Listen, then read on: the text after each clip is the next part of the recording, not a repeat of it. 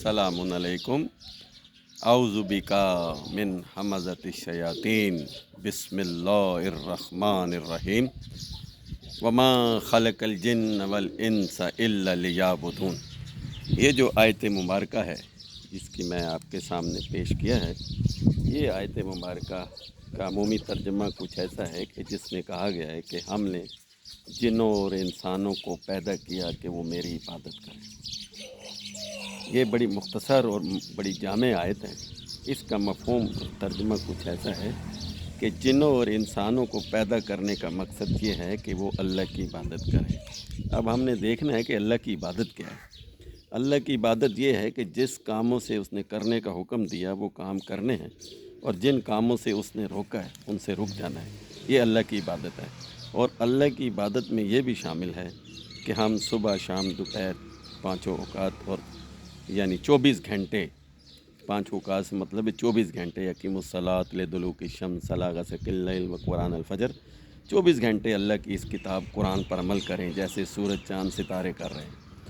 तो ये जितने भी काम हम अल्लाह के हुक्म के मुताबिक करेंगे वो सब अल्लाह की इबादत होगी, और जितने भी काम हम अल्लाह के हुक्म की खिलाफ वर्जी के करते हैं वो सब शैतान की इबादत कहलाती है।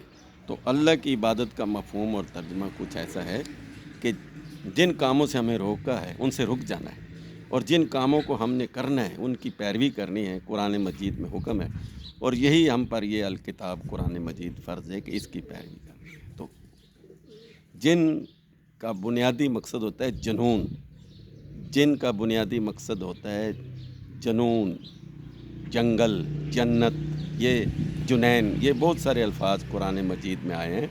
जंगजू लोग, जूझ माजूज लोग, ये भी जिनों की सिफ़ात में शामिल होते हैं। और इंस का मतलब होता है उनसियत रखने वाले, यानी एक दूसरे से मोहब्बत प्यार से ज़िंदगी गुजारने वाले। तो अल्लाह ने ये इंसान को 2 किरदार दिए थे आदम को, जिसे आप हाबील और काबिल भी कहते हैं, यानी एक अच्छा इंसान अमन के साथ ज़िंदगी गुजारने वाला, और दूसरा एक ऐसा इंसान जो जंगजू सिफ़ात पर मुश्तमिल है। तो हमें दुनिया में रहकर अच्छे इंसान की तरह ज़िंदगी गुजारनी है और उनसियत हासिल करनी है। ये भी अल्लाह के 2 कानून हैं कि हमने ख़ुद इंतखाब करना है और इसी चीज़ का हमने हिसाब देना है। हिसाब तो ज़रे ज़रे का होगा, मगर ये भी हिसाब में शामिल है कि जो हमने इख्तियारात अपने इस्तेमाल किए हैं वो किस बेस पे किए हैं। तो सौम और सलात का पाबंद बंदा भी वही होता है, जिन कामों से रोका उससे रुक जाए तो ये सौम है, और जिन कामों को करने का हुक्म दिया वो करेगा तो ये सलात है। और सौम और सलात का पाबंद बंदा भी यही होता है कि जो अल्लाह की इबादत कर रहा होता है, यानी जिसका उठना बैठना, ओढ़ना बिछोड़ना सब कुछ अल्लाह के हुक्म के मुताबिक होता है। तो ये चैनल बनाने का मकसद भी यही था, अरशद कुरानी के नाम से यूट्यूब चैनल अरशद कुरानी। इसका मकसद ये था कि ये कुरान का पैगाम घर घर पहुँचे, और हमारे जितने भी साथी हैं वो इस कार खैर में मज़ीद हिस्सा लें, और इसको चैनल को सब्सक्राइब भी करें और इसको घरों तक पहुँचाएँ, ताकि हम इस मिशन का हिस्सा बन सकें।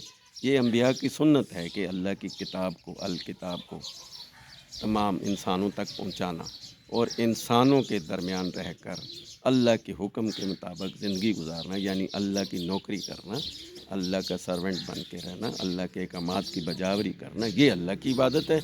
और जितने काम भी हम अल्लाह के हुक्मों की खिलाफ वर्जी करते वो सारे काम शैतान की इबादत है।